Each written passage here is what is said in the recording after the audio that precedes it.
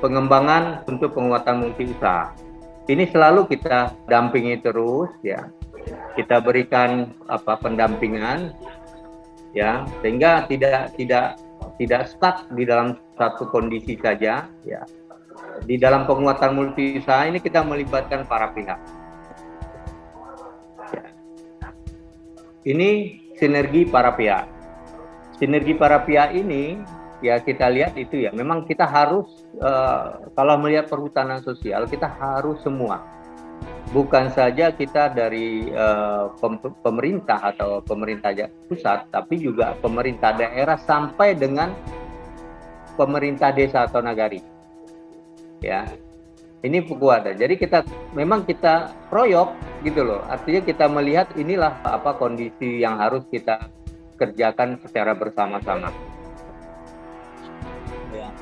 Ini berapa produksi yang kita lihat dari kegiatan kita ya. Kegiatan yang memang harus kita buat secara sistematis, kita rencanakan dalam sistematis dengan kegiatan-kegiatan di lapangan. Dan semua ini kegiatan bukan di bawah kendali kita saja atau di Dinas Kehutanan, sudah para pihak terlibat. Teman-teman NGO, ya, teman-teman akademisi, ya, teman-teman yang semuanya lah, yang kelompok masyarakat adat atau desa adat atau desa nagari-nagari yang konsen, itu mereka sendiri mau. Dengan selalu kita melakukan koordinasi, selalu kita berdiskusi dengan perkembangan di lapangan. Nah, yang menarik sebenarnya dari pengembangan multi ada hilirisasi produk. Ya, ini hilirisasi produk. Ini sebenarnya tantangan nanti kita ke depan. Ya, hilirisasi produk ini penting ya, karena kita kalau bicara perhutanan sosial kita tidak lagi bicara tentang kegiatan sosial sebenarnya, tapi sudah harus kepada persoalan bagaimana manfaatnya secara ekonomi buat kelompok masyarakat itu atau desa atau masyarakat yang ada yang bergerak di perhutanan sosial itu. Ini sebenarnya yang kita catat ya. Nah, sehingga dengan harapannya kalau adanya peningkatan kesejahteraan masyarakat itu ya, kita harapkan nanti kegiatan kelihatan kehutanannya itu fungsi ekologisnya terjaga dengan adanya itu. Nah, ini tantangan kita sebenarnya, konsep ini yang harus nanti kita diskusikan lebih lanjut ya. Karena kalau tidak, kalau kita fokus ke ekonomi tapi ekologisnya tidak kita kelola dengan baik ya, juga akhirnya nanti sama dengan kita di konsep HPH atau korporasi sebelumnya, kebijakan pengelolaan kepada korporasi yang sekarang tanda kutip kita semua tahu bagaimana terjadi penurunan fungsi ekologis dari kawasan hutan. Nah, ini yang kegiatan kita yang kita lakukan sederhana sebenarnya, gerakan minum madu ya. Nah, ini sederhana, ini Pak Gubernur Sumatera Barat ya. Ini kita kegiatan selain kita bicara tentang jangka panjang, kita juga harus menyiapkan suatu kegiatan ataupun yang jangka pendek yang langsung dirasakan oleh masyarakat. Salah satunya yaitu budidaya lebah madu. Nah, ini jadi mereka dapat langsung menikmati, langsung dapat bisa merasakan, oh ya, dengan setelah mereka diberikan izin. Nah, ini salah satunya. Samping juga kegiatan lainnya tadi yang kita dukung hilirisasi dengan bantuan-bantuan alat ekonomi produktif atau kegiatan-kegiatan memang sangat diperlukan oleh mereka langsung. Ini berapa lokasi yang saya rasa kita semua tahu ya di Sumatera Barat yang sudah punya nama, kemarin sudah dapat penghargaan, bahkan sebagian sudah kita tahu kayak LPHM Taram, Solo Rajo, ya, terus Pasir Lawe, ya, Salibutan, Nyarai, itu sudah cukup dikenal di teman-teman PF. Jadi target dari kita Sumatera Barat ini sebenarnya yang kita catat. peningkatan pendapatan petani hutan. Ya, ini yang pertama. Lalu yang kedua, menurunkan illegal logging, mengurangi karhutla, ya. Jadi mengedepankan pemuka adat atau tokoh masyarakat menjadi ketua kelompok perhutanan sosial. Ya. Terus meningkatkan stok karbon, Poluneting 2023. Ah, ini udah kita sasar semua, dan ini semuanya capaian yang ingin kita capai ini sudah kita panjang, kita didiskusikan di level lokal, di level kita dengan melibatkan para pihak. Nah, ini yang kita harus sasar.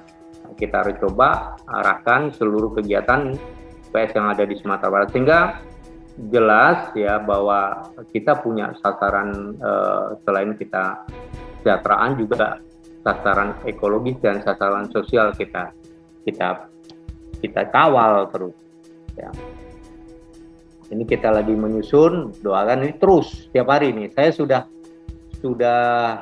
purna tugas sebulan lalu, tapi sama teman-teman NGO lainnya selalu diajak untuk sebagai terlibat langsung ya, dianggap sebagai praktisi untuk menyusun naskah akademis dan draft ramperda. Mudah-mudahan tahun ini atau paling lama awal tahun depan sudah selesai. Lalu ini yang terakhir ya saya sampaikan. Kita sudah memulai, waktu itu terakhir saya inginkan juga, kebetulan dibantu teman-teman dari WRI, ya teman-teman WRI untuk sistem informasi perhutanan sosial.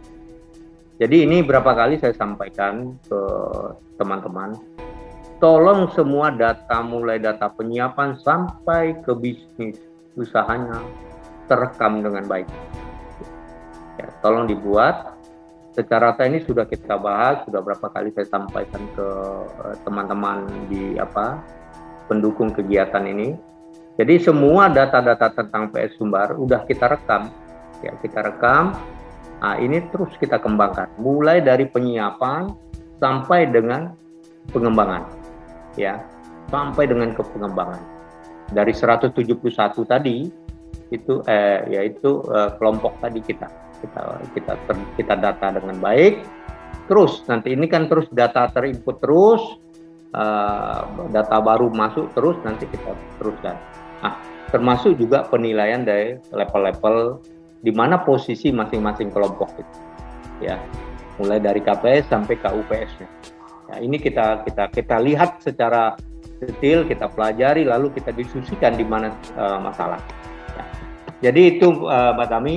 Terakhir sebelum sampaikan diskusi kepada teman-teman semuanya, ada catatan mungkin yang masih dalam pikiran saya. Ya. Pertama, yang memang menjadi PR kita bersama ya, kita perlu keterlibatan para pihak ya sampai ke desa. Kalau di Nagari. Nah, Nagari itu sampai di penganggarannya harus masuk. Ya, ini yang kita siapkan. Makanya kita sangat berharap kepada Kementerian Dalam Negeri, Kementerian Desa ya untuk mengawal itu. Ya. Jadi jangan diarahkan kepada kewenangan, karena kuncinya kita di perhutanan sosial ini kan ujungnya irisannya adalah pemberdayaan masyarakat. Ya, di mana masyarakat itu adalah masyarakat desa, masyarakat yang ada di Nagari. Ya. Lalu yang kedua ya, pengelola terintegrasi. Ya, terintegrasi. Jadi pengelolaan itu betul-betul direncanakan, dikembangkan, lalu bersama-sama, ya. Lalu bersama-sama terus didiskusikan. Lalu selanjutnya yang dalam pikiran saya, pendampingan sesuatu yang sangat penting, ya. Sumber daya pendamping lapangan itu sangat penting, karena kalau tidak ada pendampingan di lapangan, yang namanya kelompok PLPS ini kan beda sama korporasi, ya, BBPH. Ya. Mereka di PS ini mungkin SDM-nya tidak terlalu terlatih, ya. Nah, ini yang kita tadi perlu pendampingan yang terus-menerus ya. Ini perlu pendamping ini. Nah, kita terkendala di situ Sumatera Barat. Lalu selanjutnya ya peran Pokja sentral, peran Pokja PS ini sentral. Kita akan buat, saya sampaikan ke Pak Kepala Dinas, ke teman-teman. Sentralnya di peran Pokja ini keluar masuk. Ya. Nanti kita harapkan dari kementerian. Ya, tolong kalau apapun, walaupun mereka masih menerbitkan izin ya, tolong melalui kita dulu di bawah di lokal, nanti Pokja lah yang menyaring, nanti memberikan berapa pertimbangan untuk kepala dinas untuk diteruskan ke apa. Demikian juga di dalam mengevaluasi seluruh kelompok-kelompok yang ada. Ya. Dan yang paling penting terakhir yaitu kemandirian kelompok. Ini yang harus kita tegakkan ke depan, kemandirian kelompok. Karena biar bagaimanapun, ya upaya apapun yang kita itu, kalau kelompok tidak mandiri, ya kita akan selalu saja ujung-ujungnya gagal atau terkendala atau tersendat-sendat lah kurang-kurang.